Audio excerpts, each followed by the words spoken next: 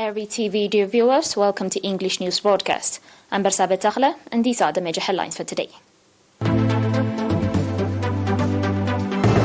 Readiness to step up educational service in Wada administrative area. Solar energy augment services of Shamboko Health Center.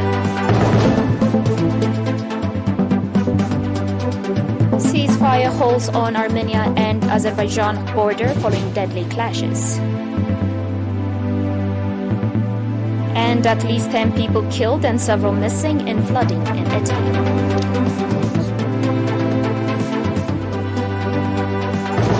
On your local reports, the administration of Wada, South Dankalia subzone and its inhabitants expressed their readiness to step up the overall development of educational service within the administrative area. Speaking to ERINA, members of the Parents Committee of Wada Elementary, Junior and Secondary School indicated that owing to the sustainable awareness raising programs, the student enrollment rate in the administrative area is on the rise. Moreover, the committee stated that the construction of additional classrooms and motivating teachers of the school will help students get access to secondary school in their area. The enrollment of students in the administration area has shown significant increase. As a result of this encouraging result, the school has been upgraded to secondary school from the 2020-22 academic year onwards. The school has also achieved an outstanding result in the Grade 8 National General Examination from the Southern Red Sea region. The committee at last noted that 4 classrooms are under construction in order to curb shortage that might appear in the future.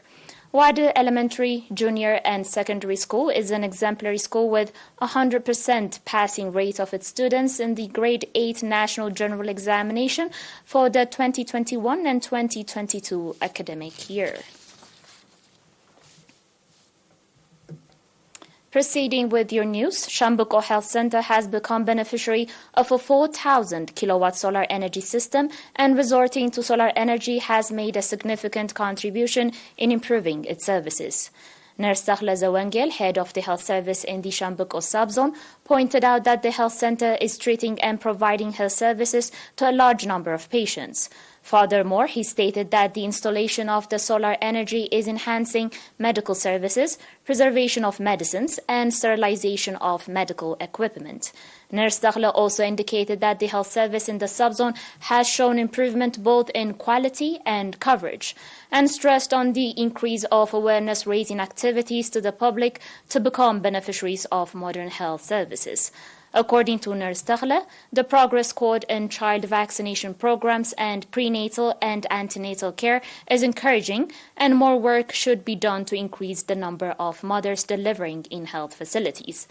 In this regard, the public should play a great role in maintaining the health facilities. Shamboko subzone has 4 health stations and 1 health center. That was all with your local reports, dear viewers. Do stay with us for the international one after the short break.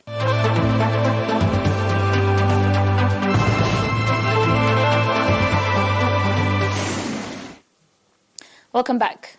According to Armenian Security Council, the clashes that erupted on Tuesday on the Armenian and Azerbaijan border ended yesterday thanks to the international involvement.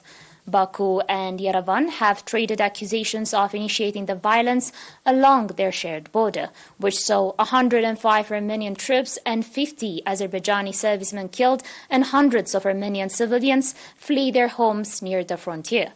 The escalation comes as Yerevan's closest ally Moscow is distracted by its nearly 7 months' war in Ukraine. Under the deal, Armenia ceded swaths of territory it had controlled for decades, and Moscow deployed about 2,000 Russian peacekeepers to oversee the fragile truce. On today's last news, according to Italy State Radio, floodwaters triggered by heavy rainfall have swept through several towns in a hilly region of central East Italy, leaving 10 people dead and several missing. Climatologist Massimiliano Fazzini told state television that based on his calculations, the amount of rain that fell, concentrated over 4 hours and in particular in a 15-minute period, was the most in hundreds of years. Dozens of survivors scrambled onto rooftops or up to trees to await rescue early today. Firefighters said on Twitter that they had rescued dozens of people from cars, rooftops, and clinging to trees. Helicopters were also deployed to pluck people to safety in the more remote towns. You're still watching us on ERi-TV, dear viewers, and now a recap of today's major headlines.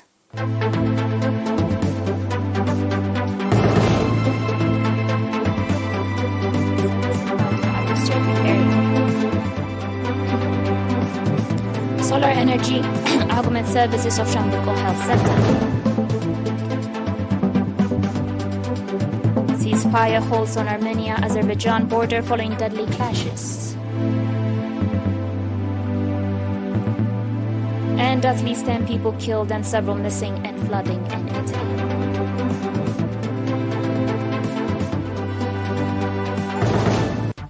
Dear viewers, that was it for today. Thanks for watching and have a good one.